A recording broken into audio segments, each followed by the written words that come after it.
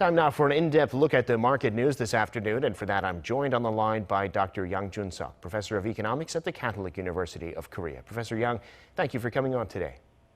Happy to be here. Well, Wall Street opened back up on Tuesday, and like other markets, all three indices were strongly higher on anticipation for a coronavirus vaccine. Korean stocks up and down today. What's the story in the global markets and Korea? Okay, well, as you mentioned, the New York markets had a very good day.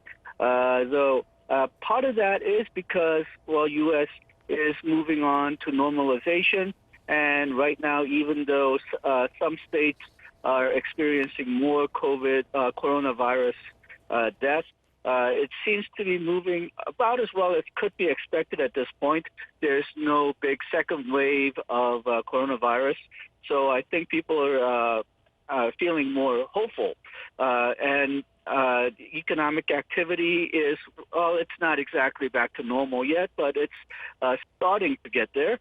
And I think another point which really gave a push to the New York markets on Tuesday was that it's the first time that the New York Stock Exchange was actually reopened since the coronavirus.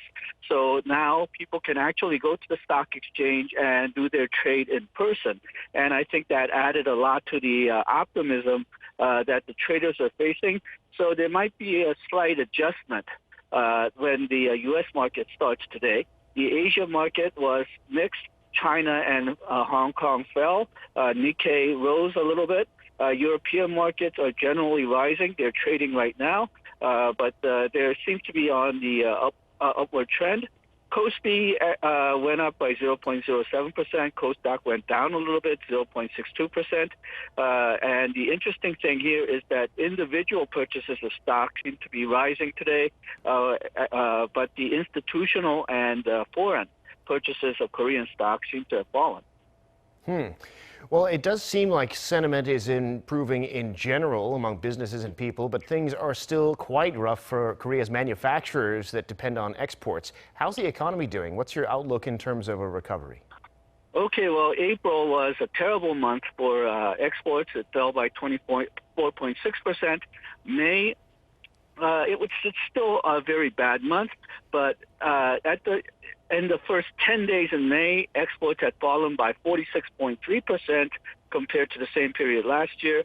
But when we took another look after 20 days, it wasn't as bad. It only fell, if you can call it only, by 20.3%. So things seems to be getting a bit better, though in automobiles it fell by 59%.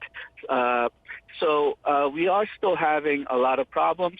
But if the renormalization that's taking place in Europe and United States goes without a hitch, then I think we'll see a better month in June. April and May numbers will still be bad. June will still be low compared to last year, but at least we won't see this 24 or 20% fall, hopefully, in June. But this is conditional on the renormalization taking place without a hitch. If we get a second wave of coronavirus in the United States or Europe, then obviously things will go worse. Get worse again, and we will have even a worse decline in exports. What's worrying at this point is that we have a trade deficit for April and May, $950 million in April and $2.68 billion for the first 20 days in May. The reason that this is worrying is that we also have foreign investors taking their investment out of Korea, and if Korea does have continual trade deficits, the investors may get even more spooked, and they may withdraw even more investment out of Korea. Right. Well, last year, as we heard a minute ago, according to the OECD, Korea's ranking in terms of nominal GDP fell 2 spots to 10th in the world. That was the first time it's fallen since 2008 using the OECD data. Tell us a bit about that. Okay. Well, I wouldn't be too worried about it. That's because it mostly has to do with exchange rates. The Korean won weakened by 5.9%, and the growth rate last year, the real growth rate that taking account of inflation, was 2.0%. The nominal growth rate was about 1.4%. That's because the consumer price index inflation was low. If you're a Korean living in Korea, then the numbers that you need to watch out for is the Korean real growth rate, and that, as I mentioned, was 2.0%.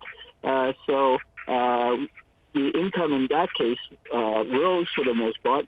It's only when you start figuring this in dollars, because Korean won has lost so much value between last year and this year, that you get a decline. You get such a weak performance in GDP. Now, unless you're buying a lot of imported items, the weakness in Korean won should not affect you all that much.